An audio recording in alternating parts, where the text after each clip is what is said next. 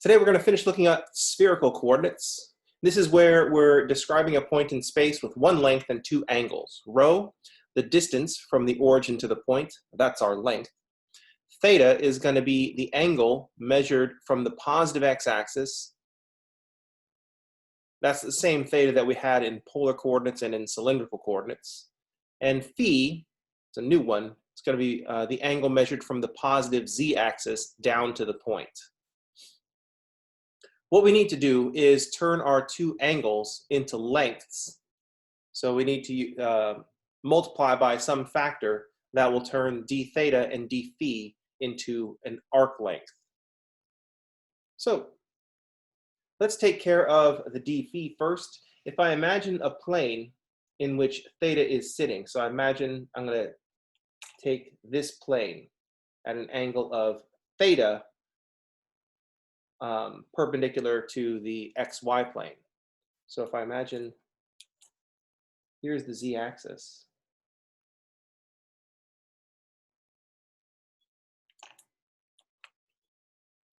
So if I imagine that z-axis there, I imagine the point is at rho units away.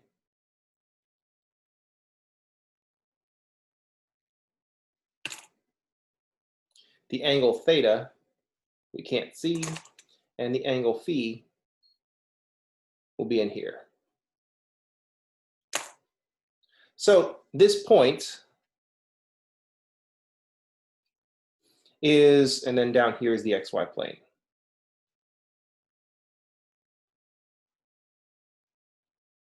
So we're looking at this flat, and then I'm going to turn it so that I'm looking at it from the side, kind of looking perpendicular down the plane where theta is equal to phi.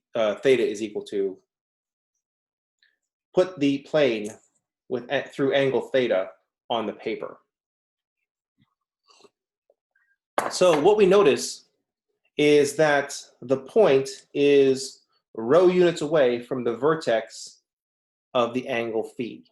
So what that means is that to make the arc length for d phi, all we need is to multiply by the distance rho. So that is working very similar to the polar coordinates.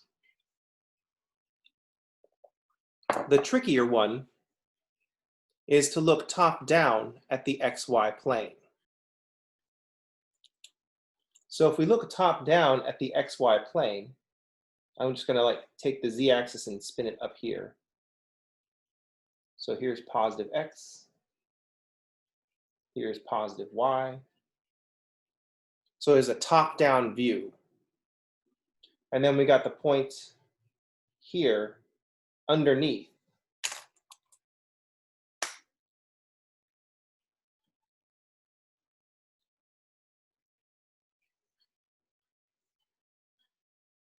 So this is the point that I labeled up here, xy or r theta. So this is a top-down view. This is a side view. Here's a top-down view with the xy plane. Theta is being measured from the positive x-axis. This distance is down in the xy plane, and it is not the same as rho, because rho is coming up out of the xy plane to a point above it. So this green dashed line here, which is r, is actually down here underneath. Oops. Drop this straight down. This green line here, that green distance r, is down here underneath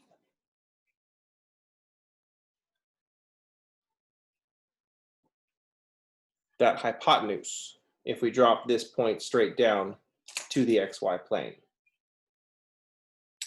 So what that means is that since if phi is up here, then r is also this distance up here.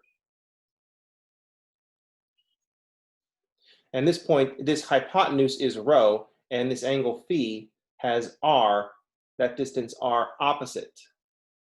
So this distance r is rho times the sine of phi. That's how far this point is from the origin in the xy plane. That's how far the point r theta is from the from the origin in the xy plane.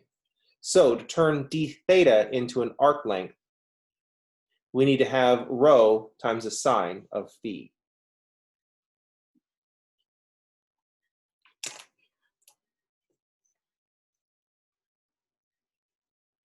So that is the factor that will turn d theta into an arc length, and rho is the factor that turns d phi into an arc length.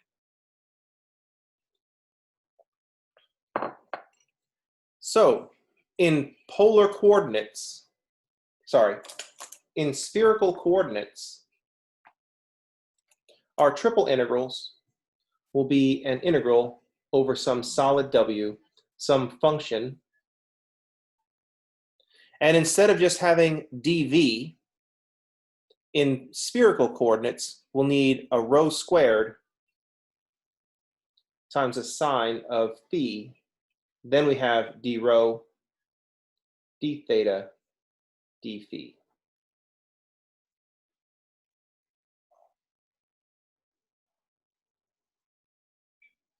I should have written f as a function in spherical coordinates. Man, I just messed this whole thing up. Is this a too much coffee problem or a too little coffee problem? Oh, I'm glad that got recorded though. So I'm gonna immortalize that moment on the internet forever.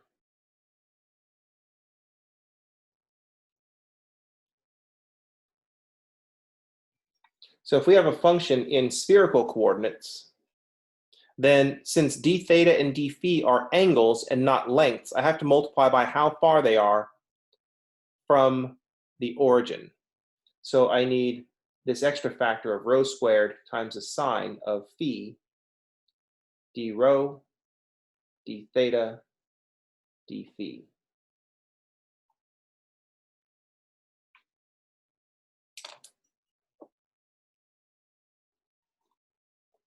So this is what our triple integral is going to look like in spherical coordinates.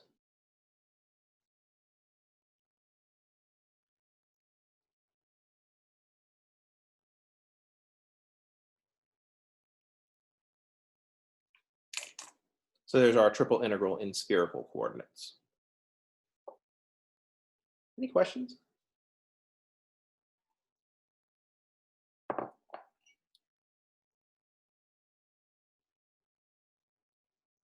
All right.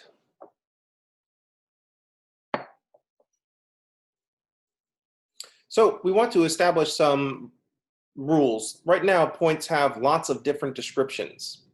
So that's pretty unhealthy when points have too many different descriptions. So we're going to restrict the values of rho. When I describe rho as a distance, we really want it to be a distance. So rho is always going to be some positive distance, and that will help us lock down some of the angles. So in spherical coordinates, rho has to be between 0 and infinity.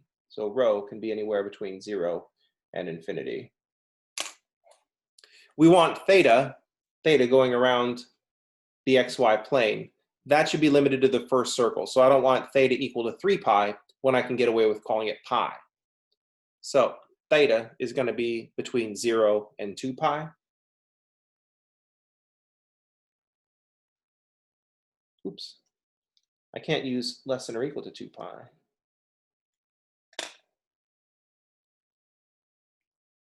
So theta is going to be between 0 and 2 pi. I guess it doesn't really matter.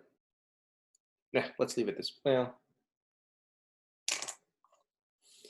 and phi measures from the positive z-axis. Now we don't have to go past the negative z-axis. So we want phi to just go between 0 and pi.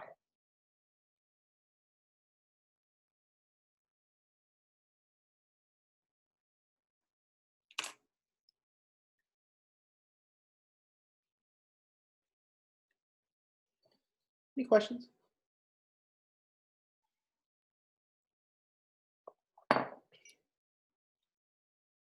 All right. Otherwise, just kind of chaos ensues. So rho is going to be a positive quantity. It's going to be the positive distance. We're going to put the same we'll put similar restrictions on polar coordinates. That, of course, I forgot to mention. So we'll put similar restrictions on polar and cylindrical coordinates.